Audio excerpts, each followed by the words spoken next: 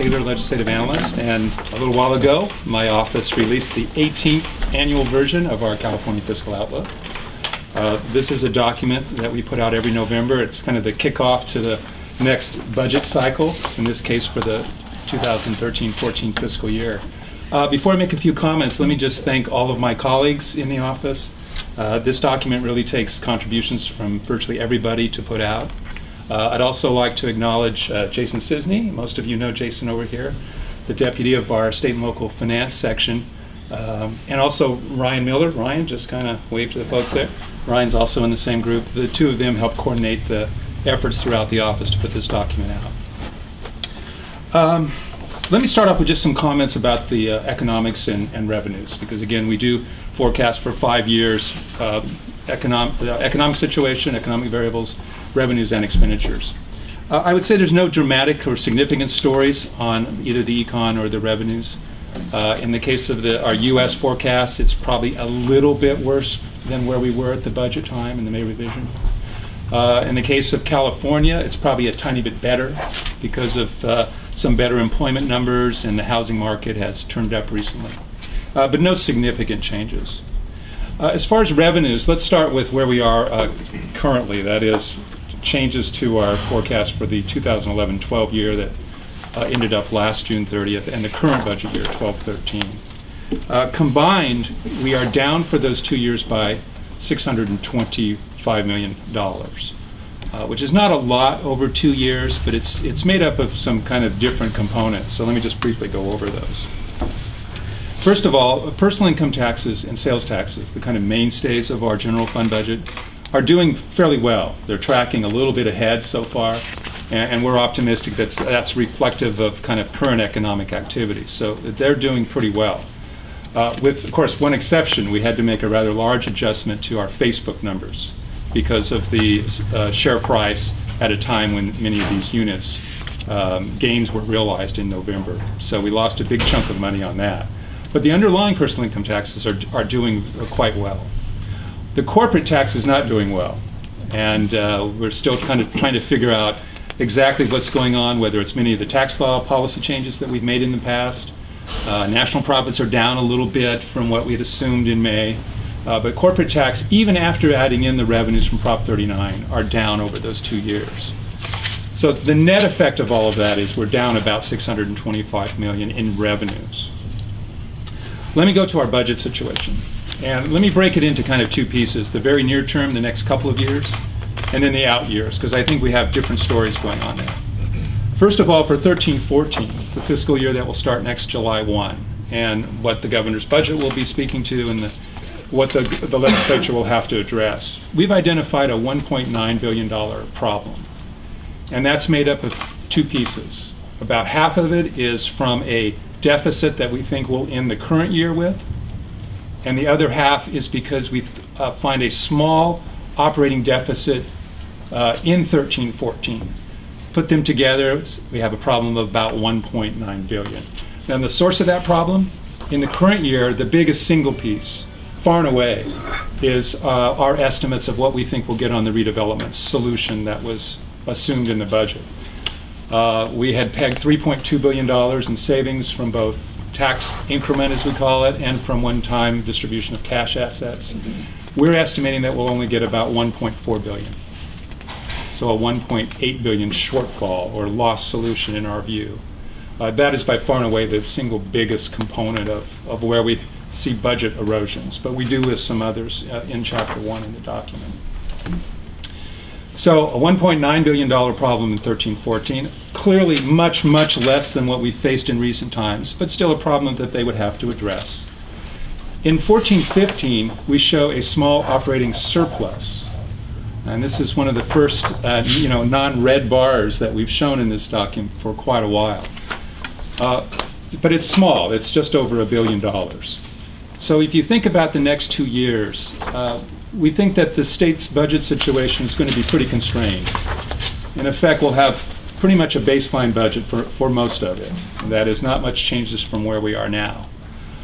I would like to highlight the difference, though, between Proposition 98 and the rest of the budget.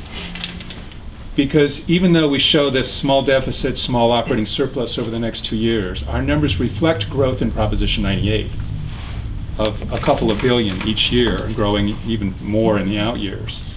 So while the legislature will have funds that it can commit to restoring past program reductions, granting COLAs, whatever it is they want in the area of Proposition 98, the non-98 portion of the budget will be very constrained. They would have to make, in order to restore some programmatic reduction, they would have to make a cut elsewhere, find revenues, or something like that. So I think it's a little bit a tale of two budgets there. Now let's shift to the out years beyond 14-15, because it's a very different story. As you can see in the chart on page, I think, 5 of our document in Chapter 1, for the first time since about 2001, we actually show us being in the black, or I guess in this case in the blue, the color we used on our chart. The surpluses, operating surpluses, that is the difference between just the revenues from current laws that we think will come in and our current expenditure commitments, we show a surplus of over $4 billion in 15-16, growing to over $9 billion by the end of the forecast period. And this is a dramatic turnaround from this chart. If you looked at any of the recent years, would have shown sizable operating deficits. So what's happened? Well, clearly the legislature took action in this current year to take some ongoing savings. Passage of Proposition 30 obviously contributed largely to the improvement. But there are other reasons too. If you look at Proposition 98 over the period, there's no enrollment growth over the period. We have fairly good growth in property taxes, so the general fund portion of Proposition 98 is growing rather slowly. And that frees up, in effect, money that could be spent on other purposes or for even additional Proposition 98 spending.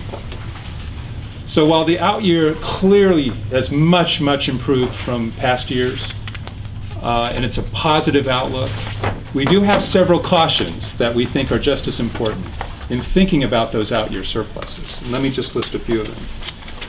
First of all, they assume that the moderate economic recovery that we forecast will continue. That is, there's no downturn, there's no slowdown. It assumes that the fiscal cliff at the federal level is resolved satisfactorily. If that were not the case, these numbers would look very differently, because most people are forecasting a slowdown or a recession if the fiscal cliff is not resolved.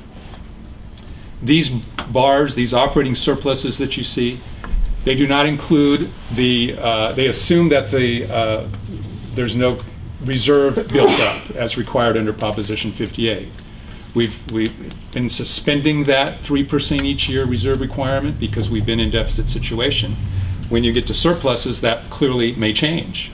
So if the governor were not to suspend those reserve transfers, you would take $3 billion or so off each of those latter year surpluses just to build up your reserve. We assume no inflation adjustment for most state programs, and that's because there's a statement in existing law that there not be automatic COLAs for most state programs. We have a chart in Chapter 1 that shows what would happen if you instead assumed inflationary adjustments for state operations and other state programs. It's not a huge number each year because inflation is low, but it would reduce those surpluses considerably. It doesn't assume that we address any of our retirement-related problems, CalSTRS in particular, where the system, in order to get it on an actuarially sound basis, could require very large sums of money from the state and/or districts and teachers to solve that problem. And finally, it doesn't take into account, because of our forecasting ending in 17-18, of the loss of the Proposition 30 monies at the end of that period. The sales tax portion does phase out during the period, but in 18-19 is when we would lose much of our personal income tax monies. And that surplus bar wouldn't be anywhere near as large as it is in 17-18. So there are a lot of cautions. And so I think, again, you have the story in the near term in which the legislature will not have a whole lot of budget flexibility in the next couple of years, except as it pertains to Prop 98. And in the out years, it will have more choices. And we've certainly suggested that the legislature, in thinking about any surpluses that do exist when they get out there, that the reserve buildup be given a high priority, and that also we think about ways to retire and address some of these other budgetary and retirement-related obligations.